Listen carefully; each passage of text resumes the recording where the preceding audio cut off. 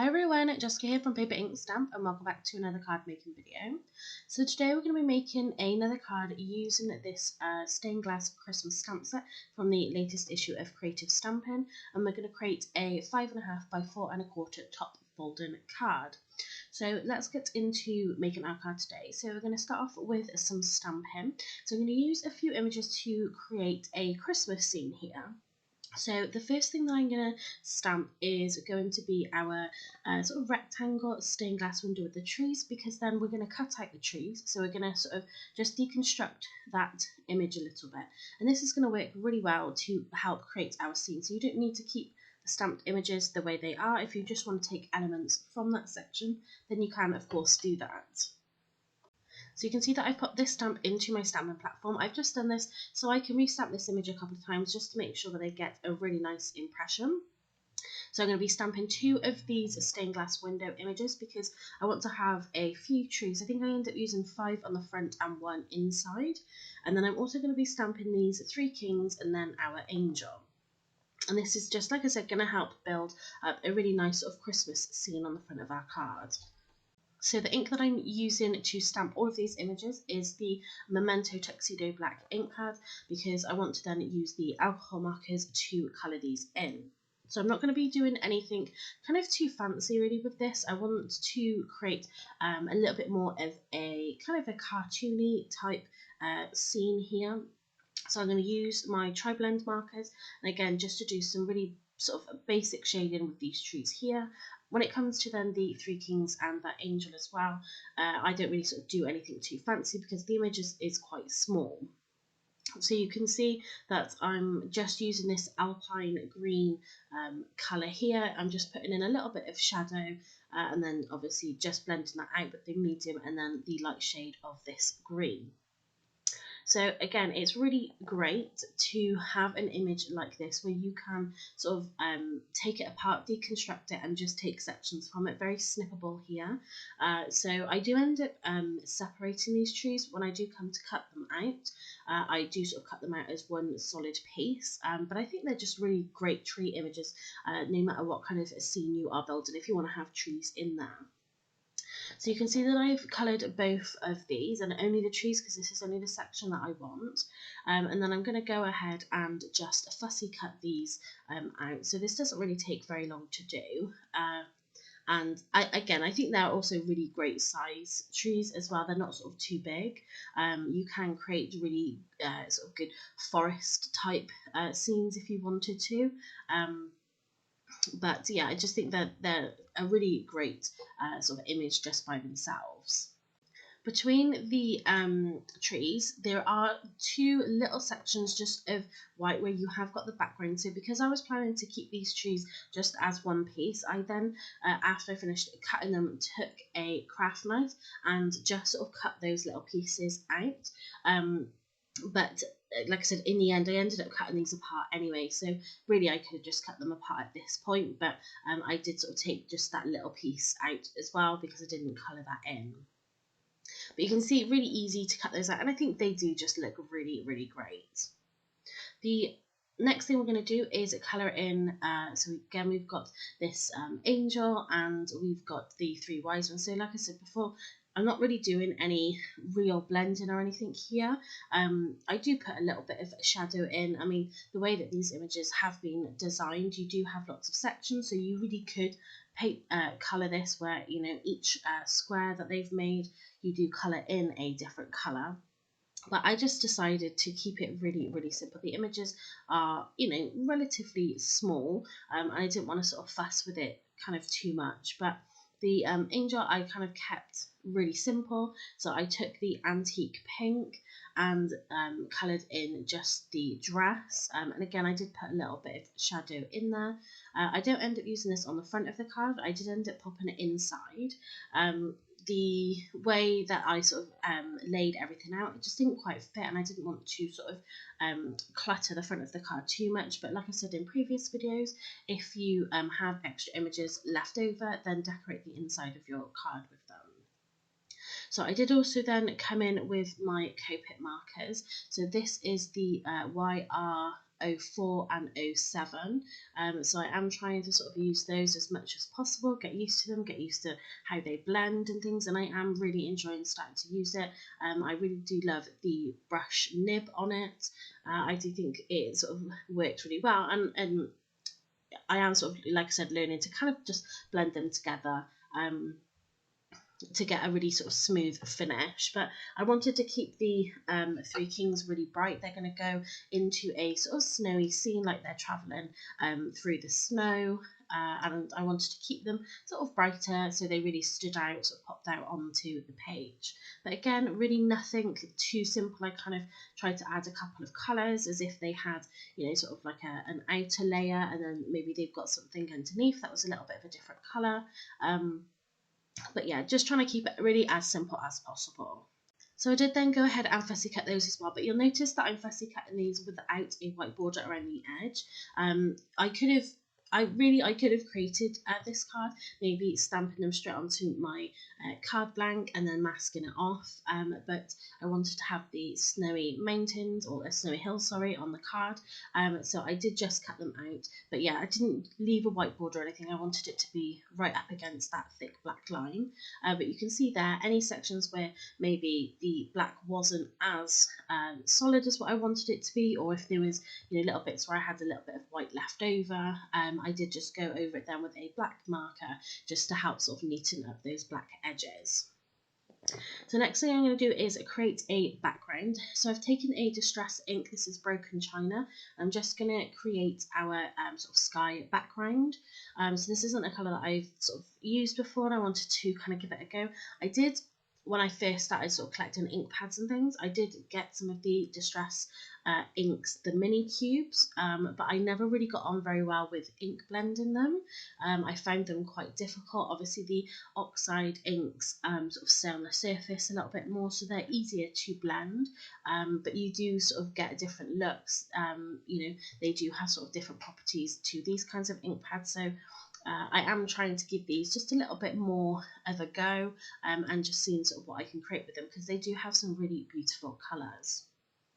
So I'm just coming down sort of halfway, 2/3 of the way down the card, because I'm going to have some, like I said, some snowy hills. I don't need to come all the way down the card. The blend, overall, I'm okay with. Like I said, I think it just takes a little bit of work.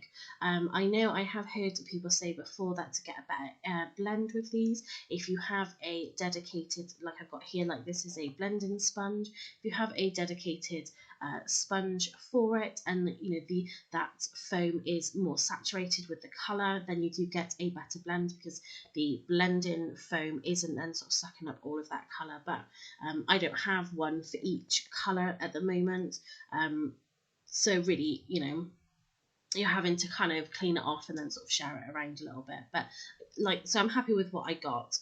So you saw that I've just flicked some water on the background, because this ink does react with water. So I have got some water drops on there, but I decided then that I wanted to have something a little bit more sparkly, just to act as some sort of snow for the background. So I took the Cosmic Shimmer mica powder and just mix that on the glass mat with some water, and I'm just using a paintbrush to flick that on the background. It's just going to give it a little bit of shine, and it's just going to make it look a little bit more like the snow. And that's what I really love about then having this glass mat, is then I can do all of this messy kind of work, clean it up really easily. So yeah, I'm really happy that I got this particular glass mat. So I'm just going to take this double-sided tape off. So I put this on just to help protect the back of my card when I was doing my ink blending, and then, you know, you get a really nice sort of clean finish along the top. So just to add a little bit of detail onto the trees, I'm going to take my Versamarker pen. So I used this in a previous video as well, and I'm just going to add a little bit of sort of snow to these trees. So I've just used the brush end, I've just gone along the left hand side, and then I'm just sprinkling on some Sweet Dixie embossing powder, and this is in a Glacier White, and I'm just, you can see on here, I've just covered then, like I said, that left hand side, and it's going to look like it's sort of a little bit snow covered. So there are other sort of ways that you could have done this, you know, to make the snow look like it was sat in different places, but I just decided to go along the side. So again, just taken that Versa marker, it's got that same sticky ink in that the ink pads have, but it just means that you can be really precise on where you're putting this sticky ink. So all I'm going to do now is just heat set it with my heat tool, and it just gives it the impression, like I said, there's a little bit of snow on there. So I did do off camera was just created some hills just for some white cardstock. So if you've got dies, you could do this with dies. I literally just took my biggest scissors that I had, cut it to the width it needed to be, and then just created some simple hills like that. I'm only putting tape on the bottom section of this, just so then I can sort of tuck my images behind. So I did notice that I hadn't quite gone down far enough. I was too far up my card, and then I've got just a tiny bit that I'm going to trim off from the bottom, but that's okay just to trim it down a little bit. So you can see I got 3 hills in here because I've got the 2 sets of trees and then the 3 wise men. I wanted to have sort of 3 in here, and you can just see that background. It really does give the impression that there is sort of snow falling on our image, and the fact then that we've got snow on the trees themselves, it just sort of helps bring everything together. And I do really love that broken china colour for backgrounds. I think that works really well. So I'm just sort of working out where I want to place my image. So this was kind of what I had in mind. Maybe if I had a bigger card, or I didn't want to use as many trees on here, I probably could have fitted the angel onto the front, but I'm really happy having put her on the inside. So when it came to sort of placing these trees, because of how the hills were, I couldn't get them to sit properly sort of, you know, behind those hills with them all attached together. So I did cut them apart. There was a little bit of embossing powder sort of on each one that I'd cut apart. So I did try to keep them in the same order where they were, just so you couldn't see those little bits. But I think the one that I popped on the inside, I just took a black marker and just kind of went over that little bit of embossing powder. So you can see there wasn't really a lot of space then to have this angel on the front, and I didn't want to, you know, sort of overfill the front of this. But I'm just taking a tape pen and then I'm just going to adhere all of these in. So I'm not looking for any extra sort of dimension on this card or anything. I'm not using any foam pads. I wanted everything to kind of be tucked in really nicely behind these hills. So I don't think you always need to sort of have that sort of dimension. So I'm going to do 3 trees on the middle row, and then I'm just going to have 2 on this back row, because in a second you're going to see that we're going to stamp the star up in the corner, the top left-hand corner of this card, just to help sort of fill in those gaps a little bit. So you can see there I just used a alcohol marker just to go over the embossing powder a little bit, like I said, just because there was a little bit of extra on the side. So I didn't end up stamping a sentiment inside the card. I just added then these 2 images on the inside, but it just sort of helps bring everything together, adds a little bit more interest sort of inside the card. So of course you could do this, or you could keep them, you know, for your next cards that you create. But yeah, I just decided to pop them on the inside. So I'm going to pop a sentiment from this stamp set along the bottom. So I had a little bit of trouble with this, trying to get it to line up. What I really love about the stamping platform is that you can actually remove the door. So when I come to, you know, do my sentiments, wanted to make sure they're straight, sometimes I do just take the door off and try to adjust it as much as possible. So it did take me a few goes, but then I finally sort of got it in the position that I wanted. So I did stamp this again in the Memento black ink, and I just think it looked really great. Then not, you know, as an additional piece, as a separate piece that we stick onto the card. I think it's nice just stamping directly onto the card. Like I said, then we're going to add the star up in the top left hand corner just to kind of fill in that space a little bit. So I use my anti-static powder tool. I'm going to stamp this in the Versamark ink pads. I'm going to stamp this a couple of times just to make sure I get a really great impression, and then I'm going to use some gold embossing powder and heat set this. I just think that's going to finish it off really nicely.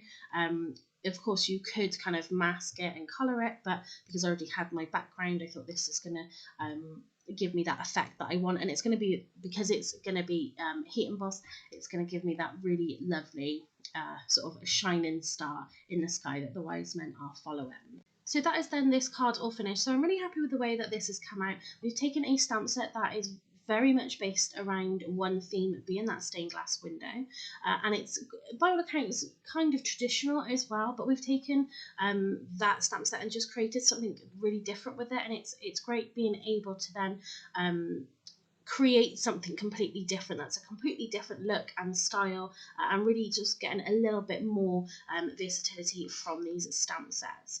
So that's it for this video. If you did like it and you like the card, then please give this video a thumbs up and leave me a comment down below.